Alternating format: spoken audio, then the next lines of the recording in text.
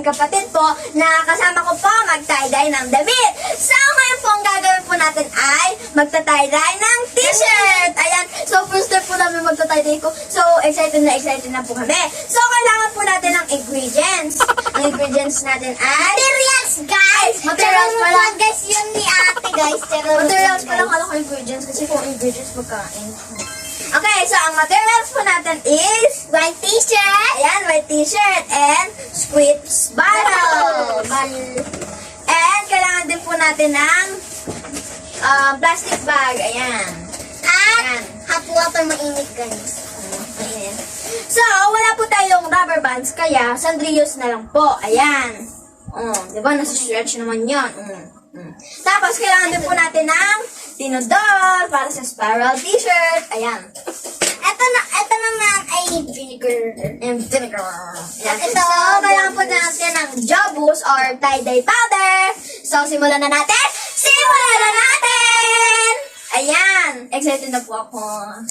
So, wala po tayong gloves. Ang gagamitin lang po natin ay itong apron na lang po na trash bag. So, okay lang po kahit madumihan yung kamay po namin kasi magugas naman po kami ng kamay. So, ay, start na pala.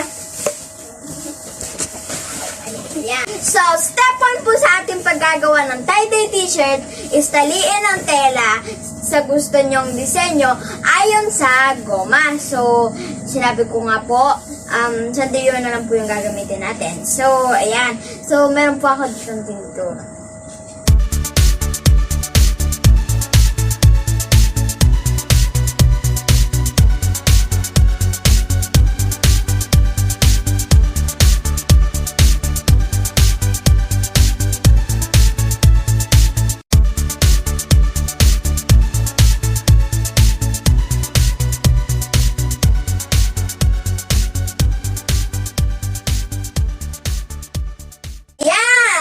So, ayan, lalagyan na po natin ng tie-dye powder ang ating bottle. Ayan.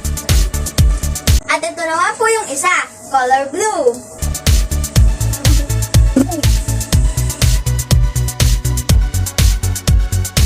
So, lalagyan na po natin ng mainit na tubig.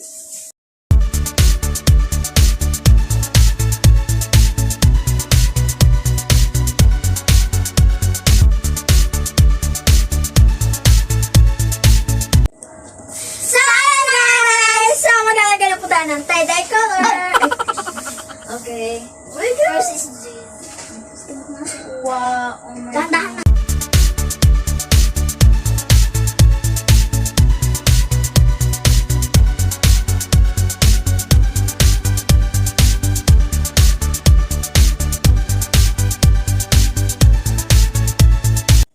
At ibaliktad na po natin.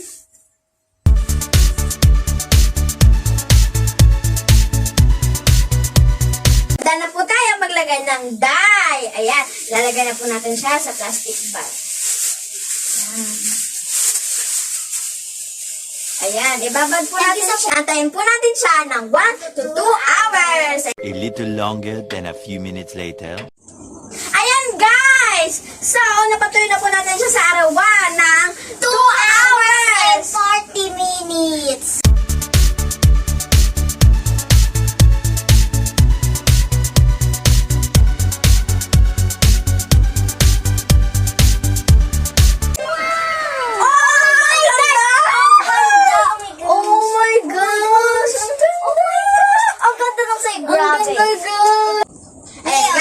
Ibabalawan na po natin at Ipapatid sa araw. Ilagay natin sa cold water.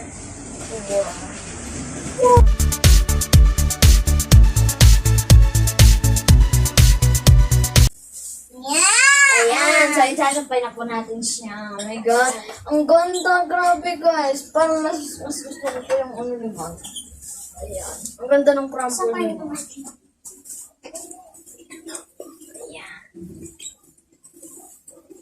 Ayan, sasabay na natin. Ayan. Ang ganda. Hantayin na po natin matuyo at ready na po siyang i-suot. Siguro mga bukas pa po or mamayang hapon pa po ito matutuyo. Ayan. 2,000 years later. Ayan. So, resulta ng aming tie-dye t-shirt.